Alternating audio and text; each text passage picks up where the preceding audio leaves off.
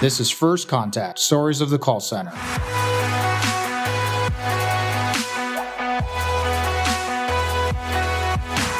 Brought to you by Nobel Biz, your one-stop shop for all your contact center needs, both carrier and software.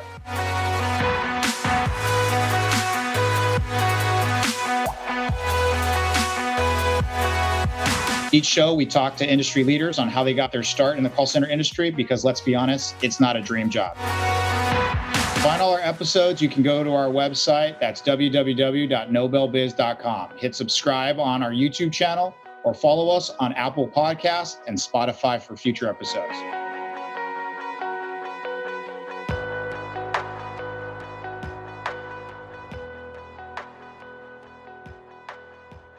All right. Well, hello, everyone, and welcome to First Contact, Stories of the Call Center. Today, we're joined with the true thought leader and trendsetter in the world of customer experience.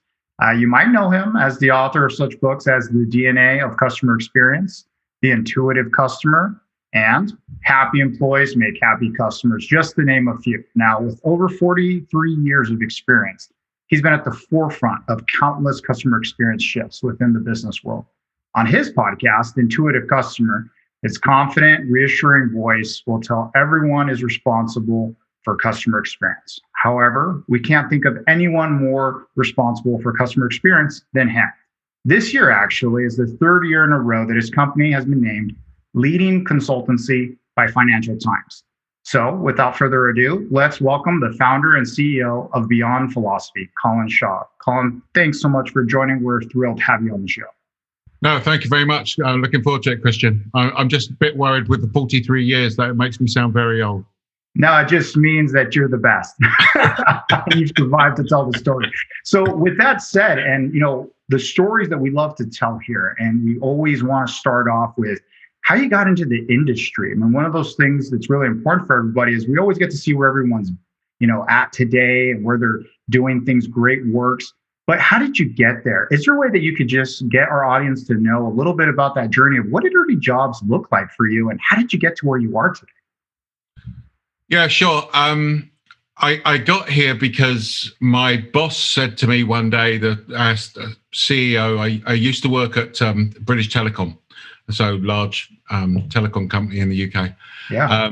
And my boss said to me one day, he said, "Colin, I would like you to improve the customer experience, but do it at least cost," which is always the challenge they throw in. Oh, yeah. And obviously, I didn't really know what that meant. This was literally 23 years ago, something like that. And been working on that ever since. Prior to that, I won't want to bore everybody, but I've been in sales, I've been in marketing, I've been in customer service.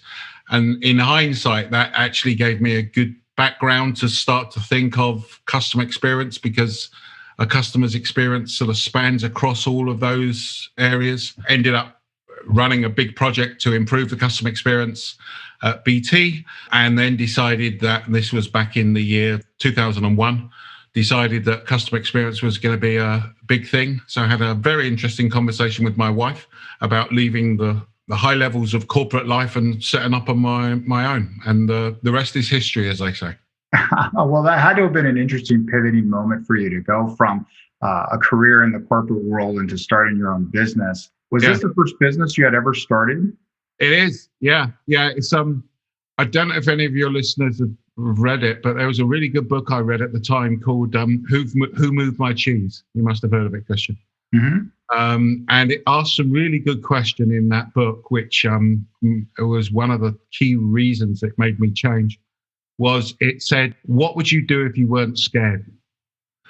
So, what decision would you make? Would you stay? And my decision was, I stay in corporate life because that's safe and that's, I get a regular paycheck, or do I start up on my own?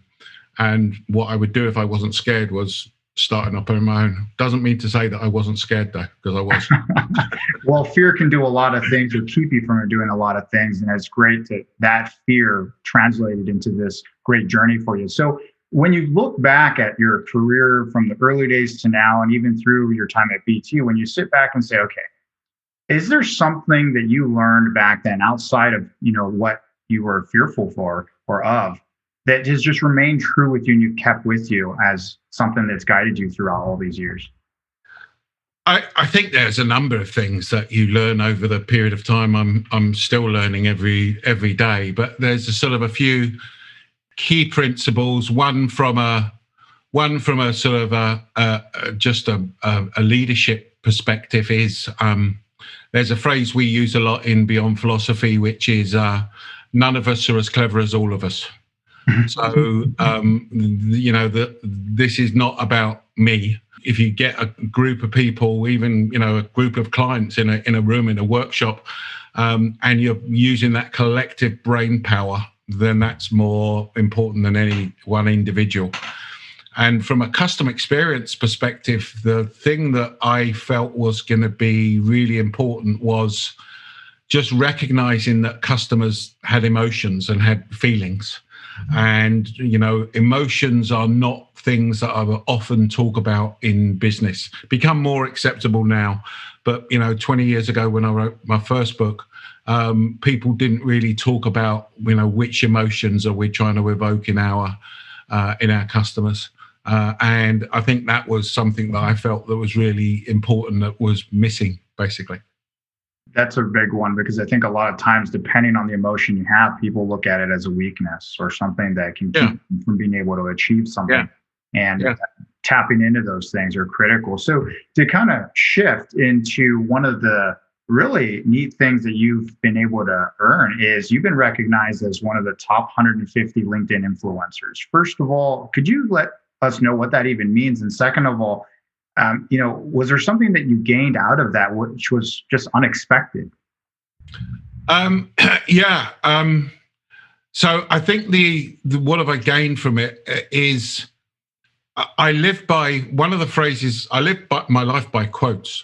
So one of the quotes I like is the Oscar Wilde quote, which is there's only one thing worse than being talked about, and that's not being talked about. Yeah. And that sort of has always driven me to go, actually, you got to do these things. On the LinkedIn side of things, again, when you first start in these areas, it's very easy, and lots of people turn around and say, I'm an expert on this subject. I'm an expert. I've written a best-selling book. I've done this. I've done that. And I've always thought that that's fine. But you know what? It doesn't mean a lot until somebody else tells you you're an expert. So what does it mean? So what does the influencer bit for me?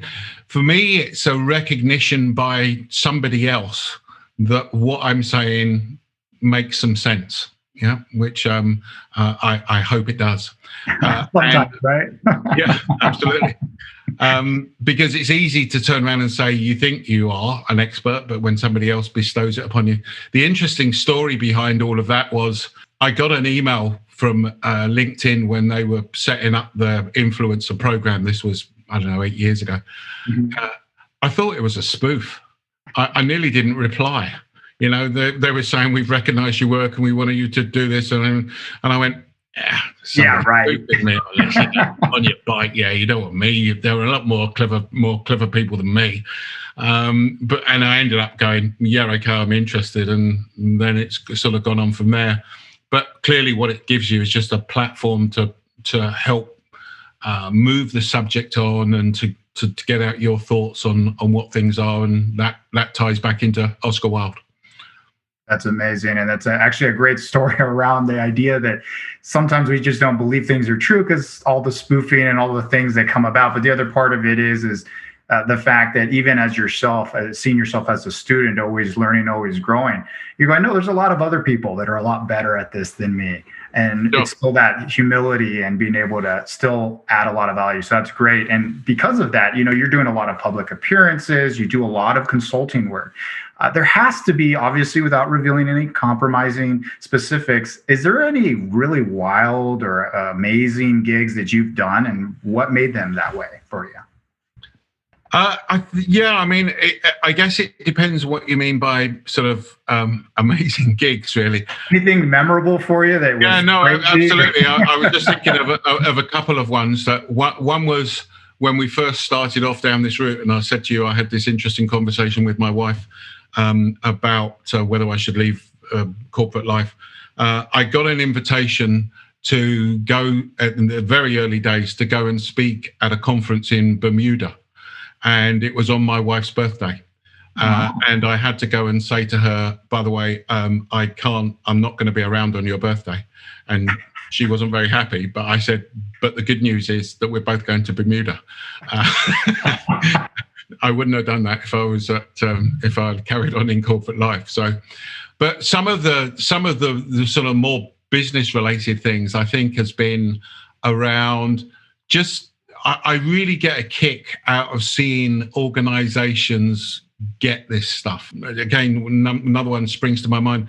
We were talking with a water utility about improving their customer experience. Mm-hmm. And I'd been talking to this a VP of customer service who had come from an engineering background and talking to them about the whole concept of customer experience. And the reality is he didn't really get it. You know, you can just tell when people's lights come on. And they didn't have that aha moment. Yeah, but that's it, that real, you know, I understand where you're coming from now. I got a phone call on a Saturday morning from this guy, and he said, Colin, he said, I've just been into a petrol station, and he said, everything you just has told me just suddenly hit home because this happened in this experience, and I get it now. I get it, you know. And from them, he was the most passionate person that you could recognize, and I think it's that. I really enjoy that when those, and find it amazing when you make those connections and you suddenly see all those cogs line up and people go, bloody hell, yeah, I understand what you're saying now. And that I think is really powerful. And then trying to sort of spread that through an organization and seeing the lights come on in different organizations. Well, that's actually a great segue to what I wanted to talk next, which is, you know, our podcast really focuses on the contact center space, right? Really, yep. That part of the industry. And with that, customer experience is very important. And when you look at that and you said that aha moment, it clicked, and you noticed that not only the buy-in was there, but the energy and the effort and being able to get things moving was so much better and easier than before. And the outcomes you were able to reach were that much faster and that much better. But with that said, inside of the contact center context, right? How do you positively impact that to have those aha moments so that you get that buy-in? Because I could imagine without the buy-in, it becomes very difficult to improve that experience. Yeah. Yeah, no, absolutely. And again, let's put this in context. When I was at British Telecom, I used to run the contact centers with 3,500 agents globally. Mm-hmm. So I've always had an affinity to contact centers. And yeah, I mean, that's where you, and again, that was sort of my learning ground for a lot of this stuff. That's where you learn that you've got to get people to individually understand what this means. So one of the problems with the whole concept of a customer experience is everybody thinks they understand it, and everybody thinks that they know what to do and how to do it, because, you know, the classic quote is, I'm a customer. I know how to, you know, I buy things. I know what I feel like. But the reality is that you've got to get under the skin, and you've got to start to understand human behavior, which is the area that we've sort of gone on to look at now, which is understanding true human behavior and why people do things. Okay. Mm-hmm. And that's what we talk about a lot on the Intuitive Customer podcast. But to answer your question, the key is you've got to get people in the contact center to understand how they are feeling will affect how the customer feels. So Absolutely. The example I always give is when I walk home at night and I walk in my front door and I shout hello to Lorraine, my wife, within a one-word response, I can tell you how Lorraine is feeling. I can tell you if she's feeling happy. I can tell you if she's feeling sad. I can tell you what I should not do to make her feel worse. And I can tell you the things that I should do to make her feel better. Okay? How does this apply in the contact center? Well, actually, what people should be doing is they should be thinking you should be employing people who are good at understanding and identifying how the customer is feeling, which is more of a challenge in the contact center because obviously you can't look at body language and facial expression, etc. Which is why I think actually I'm an advocate of using video and stuff like that as well in the contact center. So, what should the agent be doing? They should be trying to identify how the customer's feeling, and then they should be trying to convert them into feeling an emotion that the organization wants them to feel. And again, to get back to answer your question, the key is you've got to get people to understand why that's important. And what I've learned over the years is by, my example of walking in and talking to Lorraine and finding out she's feeling, everyone does that with their partner. Yeah. You just got to relate it to something that people understand and then say, okay, so now let's look at that. What's actually happening there? How did you know from that one word response how that person was feeling? What was it? Was it the word they used? Was it the tone? Was it the cadence? Was it, what was it that made you pick up that that's how that person's feeling? And what can you now do to change them? Well, I think all of those things tie together. Yeah, no, I mean, that's great. And it's really important that you note some of those items because some of those things that you get to know about your partner, there's going to be those unique things about them that you just learn and But I think the more interesting part when you step back is that part was about them, not about you. You didn't walk in talking at them or with her or anybody else, whether it's a customer or you're with your partners, you're trying to talk with them. And with them means both ways. So when you went in, you already went in listening to what they're saying, how they're saying it, so that when you react, it's not about just you, it's also about them. And I think that buy-in lets people to make that first decision to go, I have to also participate in this part of it because I influence that, right? Yes. The only bit I was going to add is just a sort of an anecdote again from my time in corporate life, because when we started to think about this stuff, one of the things that we did was to look at the levels of emotional intelligence of our agents. And to get into detail in the sort of the contact stuff, we were moving from a front office situation to a front and back office situation. So the front office dealt with the customer, the back office processed all the orders and stuff like that. Mm-hmm. Whereas before that job was combined. And the really interesting thing was that once we'd looked at the levels of emotional intelligence, we then gave people a choice. We then said, you can either join the front office and talk to customers, or you can join the back office. But if you join the front office, you have to pass this test, this EQ test, effectively. And the really interesting stat was that 50% of the people that wanted to go and work in the front office didn't pass the test. Wow. Okay? Now, if you think about that, that meant we had 50% of the people in the front office before that weren't really cut out for that role. Yeah. And that was a real eye-opener in because that starts to make you go, well, what type of people are we recruiting? What are the measures that we've got in place? And you need to recognize that there are some people that just like processing orders and dealing with They're really good at it. They're really good at it. And they're a lot better than some of the people that like talking to the customer. So it sort of becomes to improve the experience, you sort of have to break it down and put people into the right areas.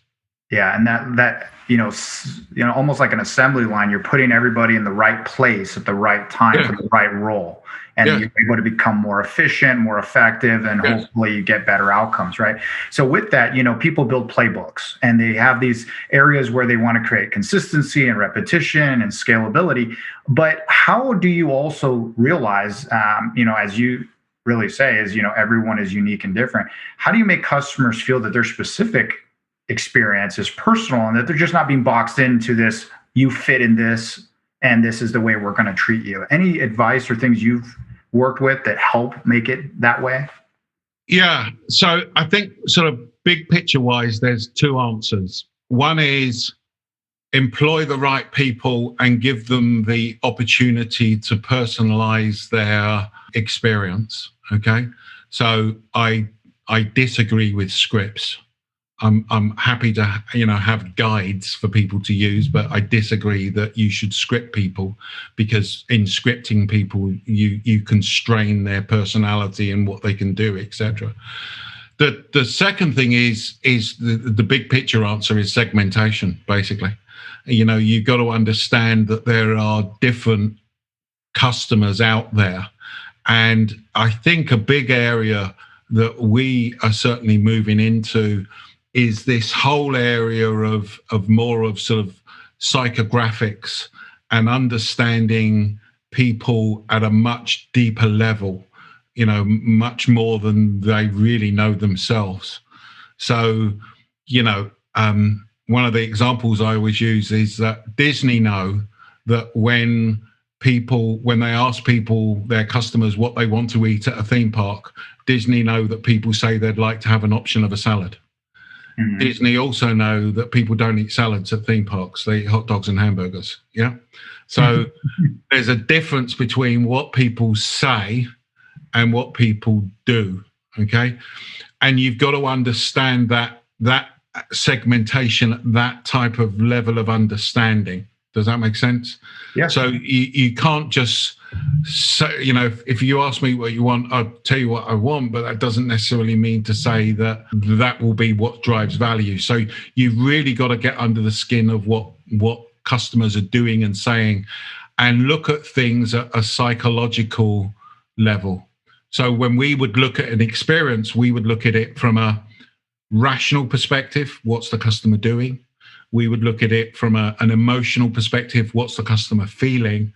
We would then look at it from a subconscious level, which is what subconscious messages are we giving out? In contact center, it could be, have a nice day. And you can just tell by my tone, I really don't mean it.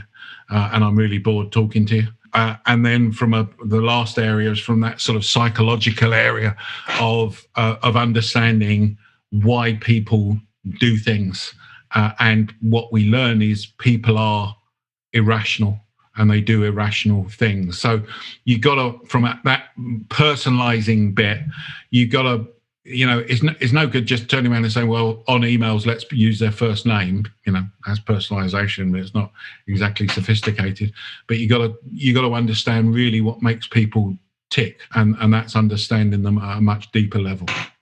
Well, with that in the context of the call center and the contact center, when you're talking about, there's the interaction with the representative or the agent, the customer service rep, but there's also all the touch points to get to that person or to do something in a self-service manner, right? And that in and of itself, you're already either creating a situation in which there's going to be friction with that conversation if you get to a human being on the phone or via chat or any other media.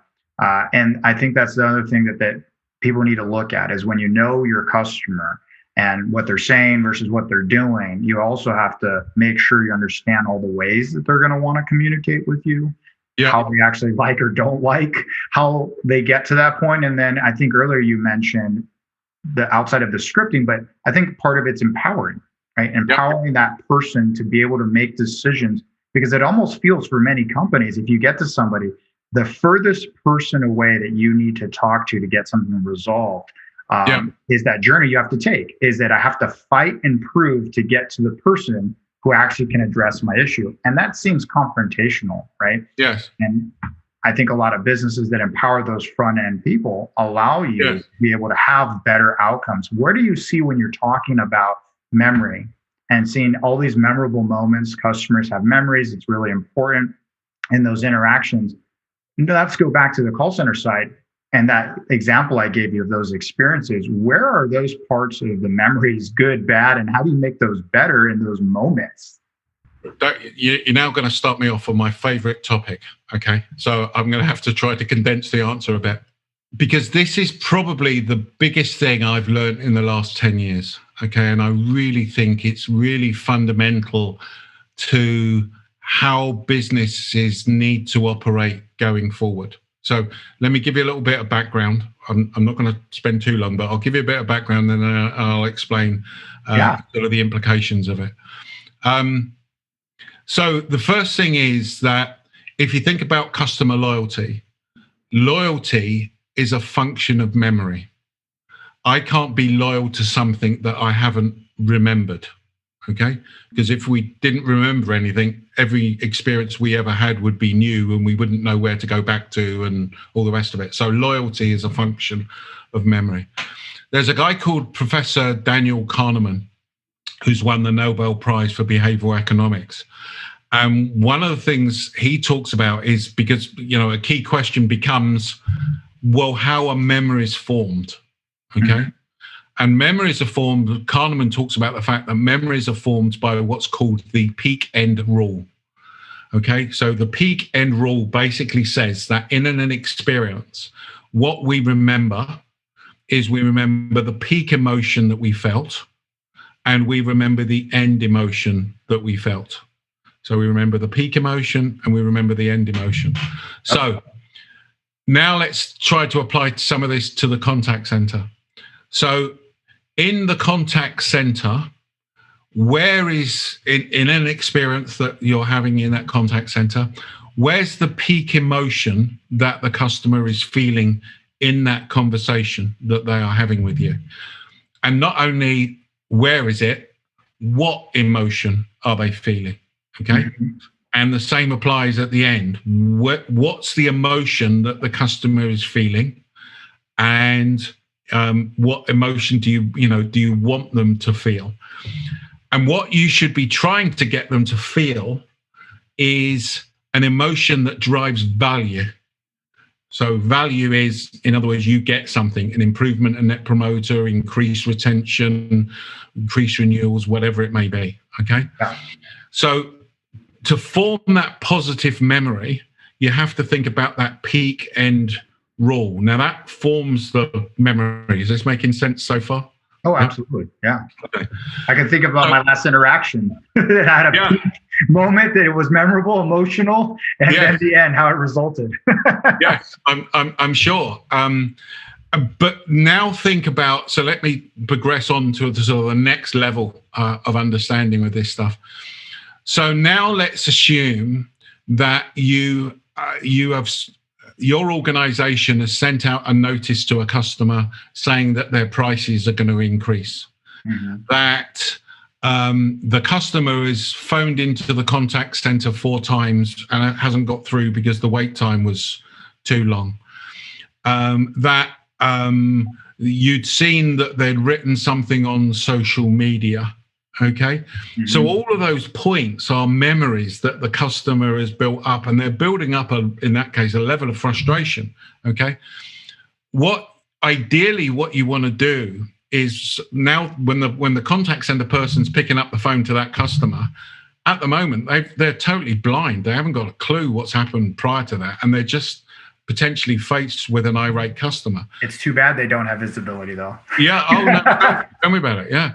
So wouldn't it be great if you could turn around and flashing on the screen before the agent took the call, that it said, this customer is likely to be frustrated.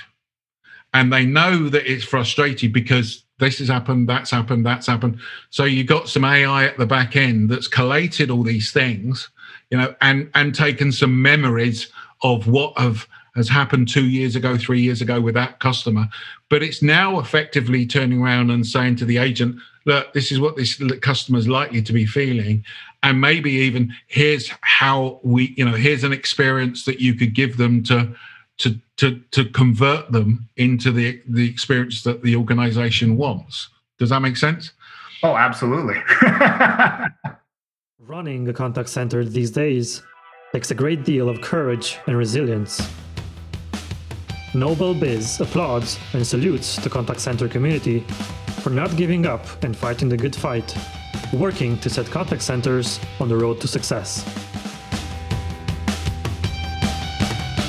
Our contribution consists in providing one of the most versatile and cost-efficient omnichannel solutions on the market, called Noble Biz Omni Plus. Take your contact center to the next level with Noble Biz Omni Plus. Get instant access to a full range selection of channels, from voice calls to SMS, and from email to WhatsApp, Twitter, or Telegram. get control over the external factors with the possibility to switch from an on-premise team to a remote system in just a matter of hours. And get integrated compliance support, advanced reporting, seamless agent dashboard, and many more high-grade features. All in just one product, Noble Biz Omni Plus, a crisis-proof solution for scaling operations. So I know this is a little bit futuristic, but for me, you have to start off with that basic of going, we form memories with customers all the time, okay? The question is are they good or are they bad? The question is, where's that peak and where's that end? Just think about the other thing, last thing, and then I'm going to shut up. The last thing about memories is that, I'm sure that you have got, Christian, memories of, your youth or when you meet up with your friends and you all start bantering about what you did and everything else. And this one instant has blown into something that's, everybody laughs and jokes about now. Okay. But if you went back to that one instant, it probably wasn't as funny as, or whatever. It's just that it's, become an in-joke. Okay. Well, the point I'm trying to make is this. Every time you think back to a memory and you open that memory up, you're effectively, when you save that memory again, it's effectively altered. Okay. So it's a bit like memories are like sort of have email attachments of emotions with them, but it's effectively altered and saved and can change. Okay. So this is a phrase that Kahneman uses, which I think is incredibly powerful. We don't choose between experiences. We choose between the memory of an experience. Mm-hmm. Yeah? And that is a little nuanced, okay? But I think it's really important to actually say, what? The memory of an experience is more important than the experience itself. Does that make sense? Oh, absolutely. Yeah. And the danger is, last thing, I told you I was going to rattle on about this. Keep going. The last thing is just think about customer complaints. Okay. How many times does the customer have to repeat the same story of what happened and why it went wrong to different people in the organization? Every time that they repeat it, they're saving it. I'm now telling you this is what happened. I'm now telling you, and that memory is getting worse. Okay. Because they're having to keep repeating the same thing and the frustration levels building up. So thinking about what does your customer remember, and going forward, the great thing I think that's going to happen and where it's going to have a massive change in technology in the contact center space as just one part of it is the deployment of AI and that being able to be used to be able to predict what customers are doing.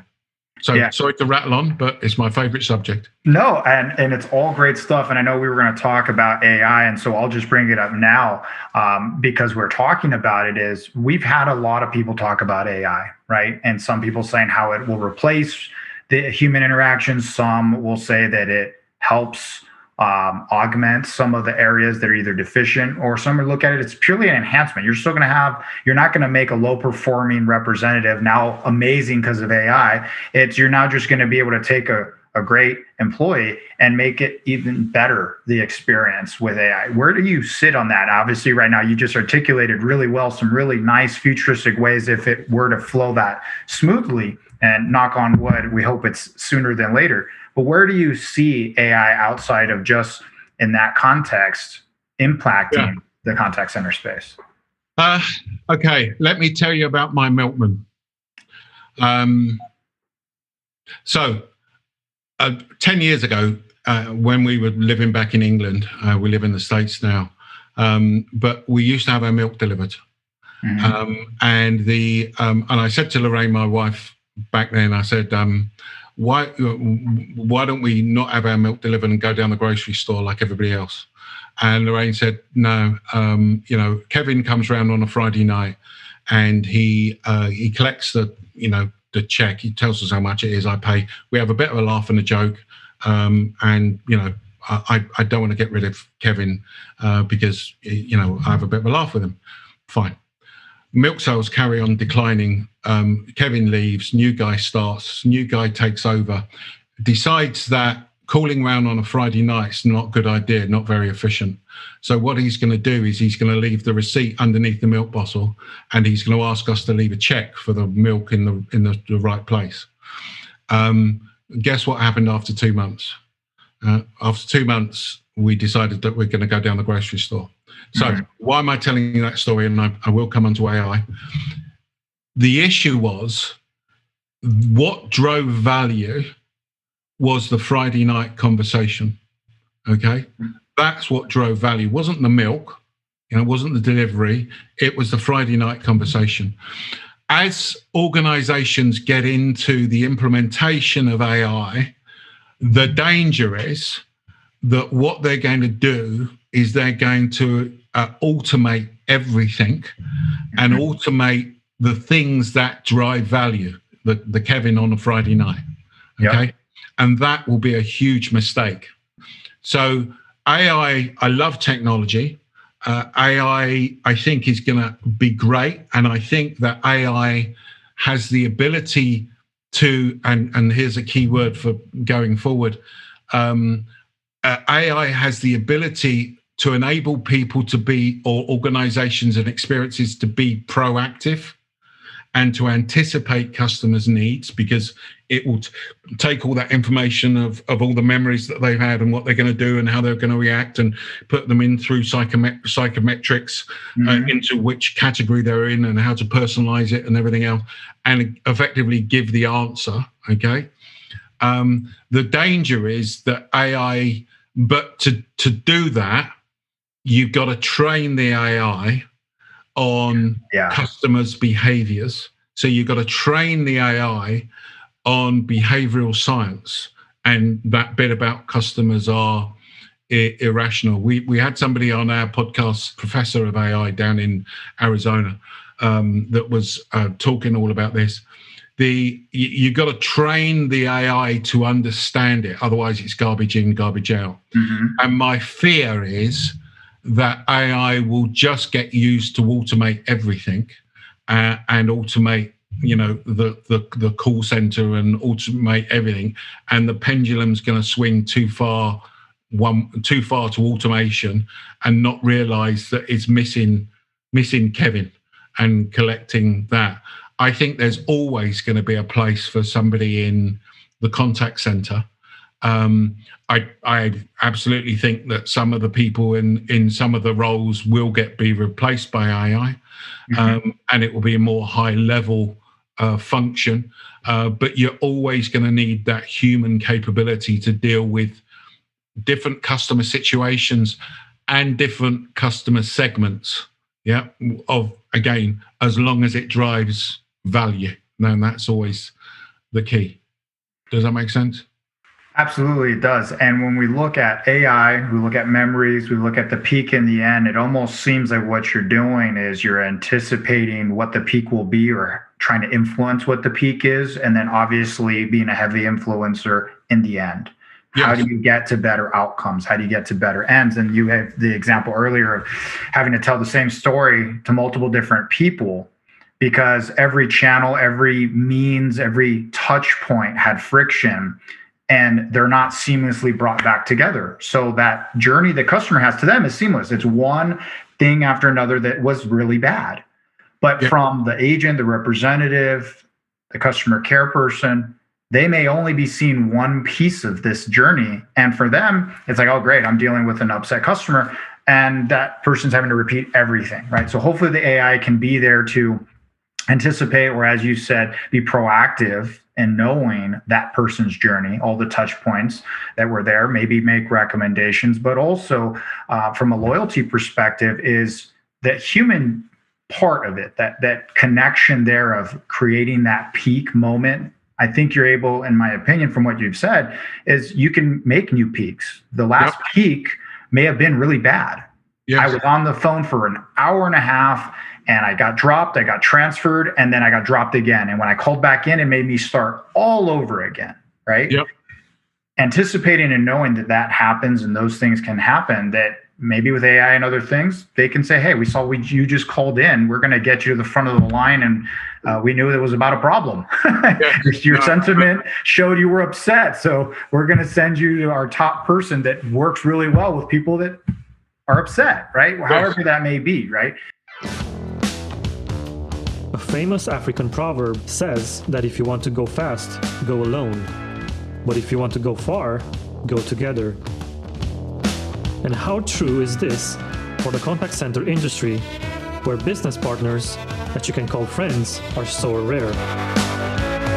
At Noble Biz, we made it our mission to travel far and wide with our partners. As a complete telecom services provider with an experience of over 20 years in the industry, Noble Biz offers the only voice carrier network designed with the sole purpose of serving call centers, big or small. Because our goal is to become the ultimate provider for the contact center industry, service quality is on top of our priority list. We will guarantee crystal clear voice quality, legal backup, smart routing, 99.9% uptime, high-grade security, and an easy setup. At Noble Biz, we are confident to affirm that we have the best cost per minute in the entire contact center industry. Do you have any doubts? Get in touch and find out. Learn more about the Noble Biz Voice Carrier Network on www.noblebiz.com. So now we look at this journey that someone has. We go back and say, all right, we just are going through a pandemic right now, right? Yep. Last year was a shift for people doing things that they either never thought they'd do, they weren't ready for it, or they said, let's go ahead and start adopting things. So from customer experience, how do you see that pandemic has either fundamentally or potentially forever changed how we interact with one another when it comes to creating those memorable moments or being able to still maintain memorable moments? Yeah, I think it's fundamentally shifted. I think it's fundamentally shifted things. The best example I wrote a blog about this the other day. In 1945, after the Second World War, Winston Churchill was standing for re-election as Prime Minister in the UK, and everybody thought he was going to win, and he didn't. You know, the guy is an absolute national hero. And he wasn't re-elected after the Second World War, which surprised everybody. Why was that the case? It was the case because everybody that had been through the war had thought to themselves, you know what, I don't want to go back to the world that we had. You know, it was unfair. It was, blah, blah, blah, blah, blah, blah, blah. Mm-hmm. So we voted for change. I think the pandemic is the same. People don't want to go back to how it was. And from a customer experience perspective, yes, there were good things about the way that we interacted with customers, but there were also bad things. Mm-hmm. And now we've shifted in this, into this sort of digital world. And I think a lot of that forced change that people have been put through, there's a lot of people going, and the classic one obviously is working from home.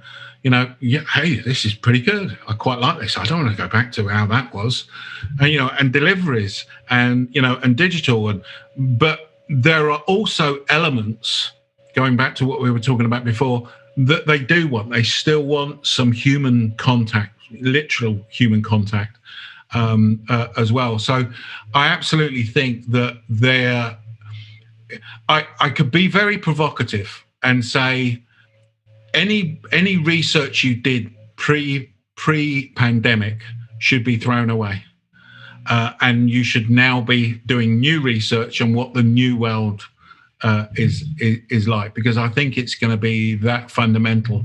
And I think what's going to end up is we're going to have a hybrid between the two. Mm-hmm. A bit of what was happening before and a bit of where we are now. and so undoubtedly it shifted, and what it shifted to is each organization is going to need to work out, and that's not just from a customer experience perspective, but that's even from a employee engagement perspective and employee happiness and all the rest of those things. Oh yeah, training, onboarding, being able to deal with the idea that some employees work really well remote, some don't. Some need to have the socialization, they need to have the water cooler talk, they need to be able to interact with other people in a different way than digital. And like you said earlier, when we were talking about how some people do really well in the back end work, some people do really well working on the front end, it's being able to figure out of who you have as an employee and who you will hire is going to fit this new world. And the hybrid seems to be the consistent part. So with that said, going into things that have happened since the start of the pandemic to now, has there been anything that you've launched during that time, or things that you've done, took part within that you're very proud of, or things that you were really excited to be part of? Yeah, I mean, there's one personal thing and one from a business side as well. The personal thing is I've actually spent most of the pandemic back in England because my father's 93. And we went back to look after him, basically. And one of the things that I did when I was there was they had the National Health Service introduced what they called a responders scheme.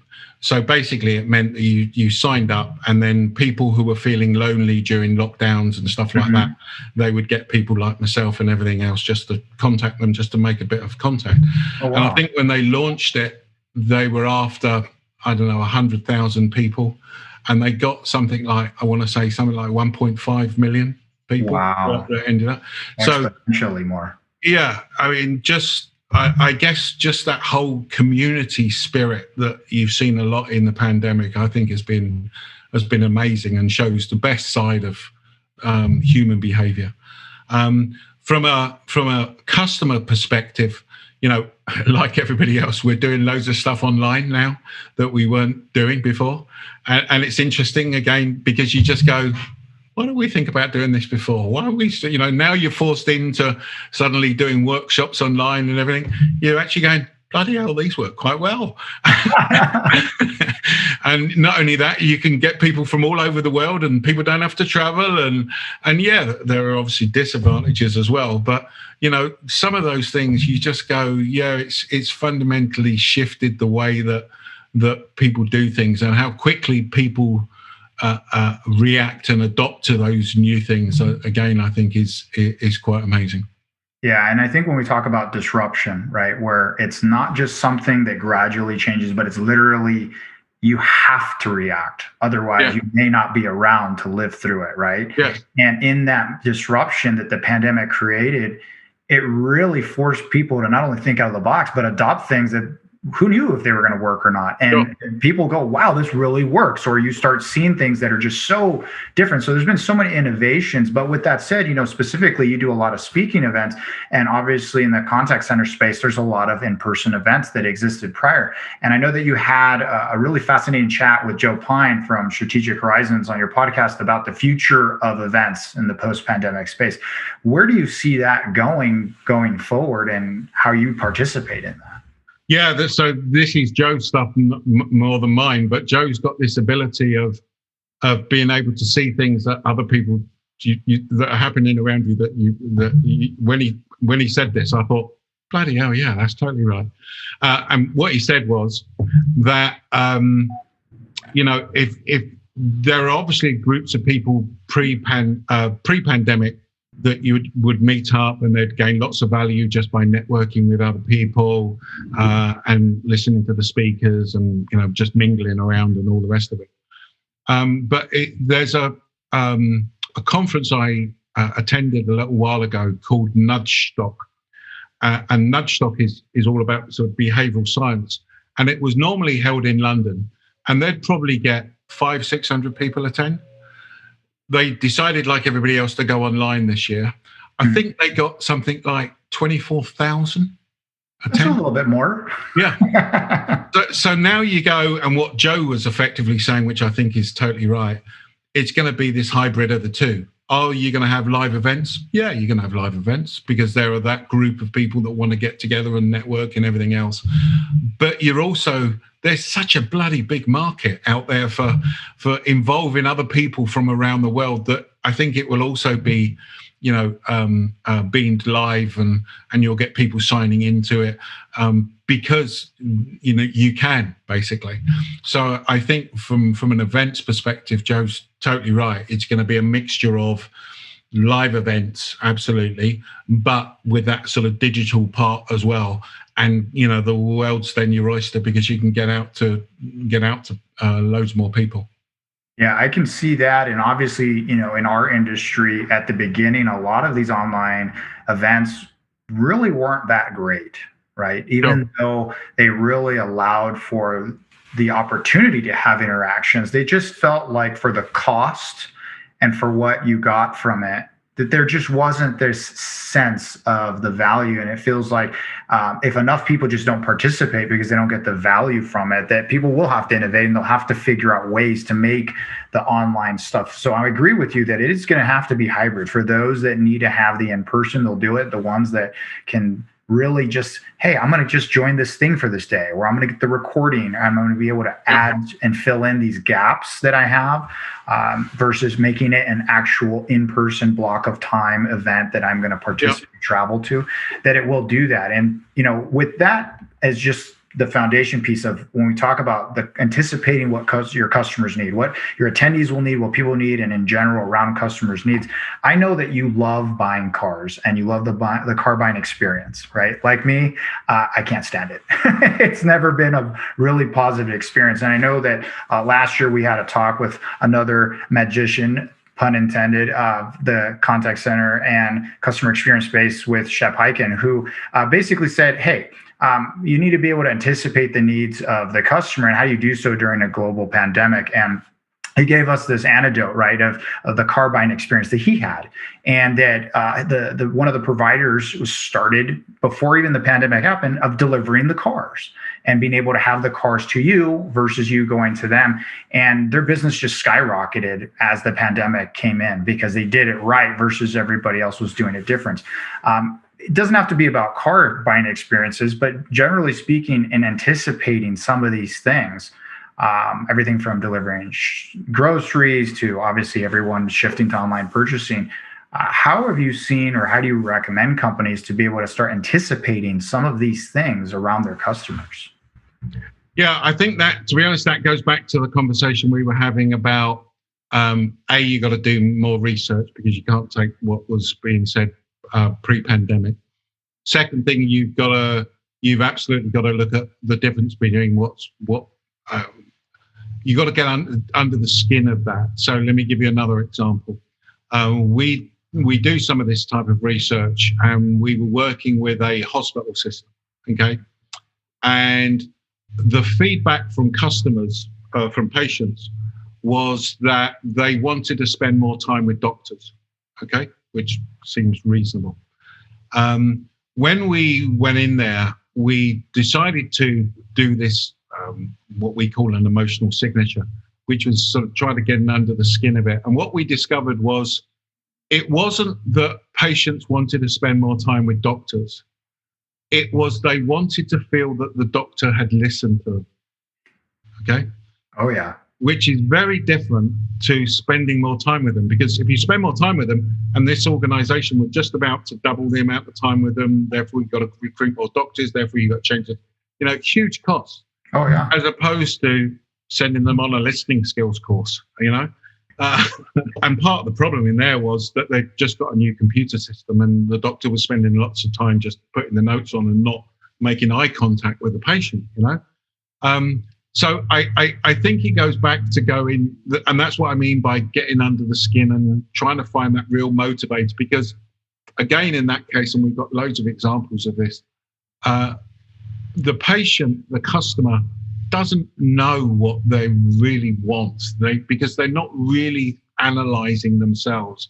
And you've got to get into that. So going back to Shep and his example, I would be going, great, if that was the delivery experience and that's what worked, then great. But you need to try to find those things out prior to it to be able to come up with those nuggets before you make a huge gamble that actually that's what they want. Because if that wasn't what they want, you're suddenly spending a lot of money and not getting any return. Yeah, I think it really goes back to what people want versus what they need, right? Yes. And many times, like you said, they're just not in tune enough, emotionally or otherwise, into those things. And don't get me wrong, some of the best ideas people get from their customers, but that doesn't mean every idea from a customer is worth putting into practice, right? Sure. And this scenario, it's a great example of anticipating is that you have to go several layers deep. I always talk about the onion and, the first surface. As you get deeper, then you get the smell, you get the more robust oils, you start to get that emotional response when, wow, this is strong, right? Versus you just look at it on the surface, it's nice and glossy, and it doesn't do anything, but you haven't gone deep enough. And you really have to do that to get to the things that really are going to make a difference. And it's actually resonates a lot with me because I don't really want to talk to my doctors more if they're not the kind that are personable, can listen to what I have to say. Because if anything, I actually want to spend more time not having to talk to them and just get to the point. Yes. It makes perfect sense. So, to wrap up this great conversation, we'd love to get a little bit about you. What does a typical day look like for you? Typical day. Classic stuff to say is there's no typical day. But typical day would be waking up, doing some exercise, having breakfast, starting to I'm one of these people that thinks best in the morning. So I try to leave the mornings free to think or to do complicated things. I'm one of these people that where you start off the day and I just go downhill like that. So don't ask me anything complicated at 10 o'clock at night because I won't be able to deal with it. But then spending a lot of time talking with clients, spending a lot of time talking with the team, and that phrase, none of us are as clever as all of us, we use all the time at Beyond Philosophy, just try to get some team input on ideas. And I have to say a lot of these conversations I've been having with you now have been born out of just having this type of discussion with the team and debating with the team and with clients and spinning off each other. So that's what I really enjoy. I enjoy thinking about new things, but one of the reasons we called the company Beyond Philosophy goes back to my contact center days, which was, it's great having this philosophy or thought, but I'm running a contact center and I've got to do something. So I've got to go beyond the philosophy and do something. So I'm always interested in this sort of intellectualization of things, but I'm even more interested in going, but so what? What does that mean we're going to do tomorrow? What does that mean the contact center agent's going to do tomorrow? What's the implications from an operational perspective that we need to do? Because I think that's the key. It's doing things. Yeah, and I think two of those things that you do outside of the great work and all the good conversation to unwind is I understand that you love football. For those of you who don't know, football, soccer. and obviously I understand fishing as well. Absolutely, yes. So I enjoy fishing and I support my local team in England is a team called Luton Town Football Club. Okay. So we're in the championship. So they have this. They don't get a very large crowd. In fact, you phone them up and say, what time's kickoff? And they say, what time can you get here? Nice.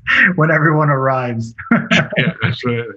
Did you play at all, or is it just a love of the sport? I played a bad level until I crocked my knee at 27 or something like that. So, I know that. I played for a while for many years young and hurt my knee as well. And those knee injuries are never fun. So it's great that you came on. We really appreciated the time.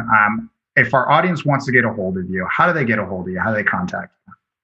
Probably the best bet is just go onto our website, which is beyondphilosophy.com. That's beyondphilosophy.com, or just look me up on LinkedIn.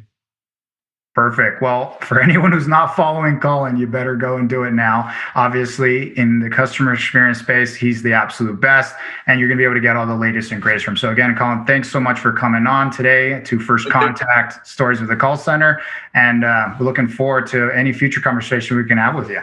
Great. Thanks a lot, Christian. See you. If you like what you're hearing, hit that subscribe button on Apple Podcasts and Spotify. Check out our YouTube channel for exclusive clips. Like us, rate us, review us. If you want to hear more on our take on coronavirus, remote work, and contact centers, go to nobelbiz.com and click on webinars to see our recorded on-demand webinars.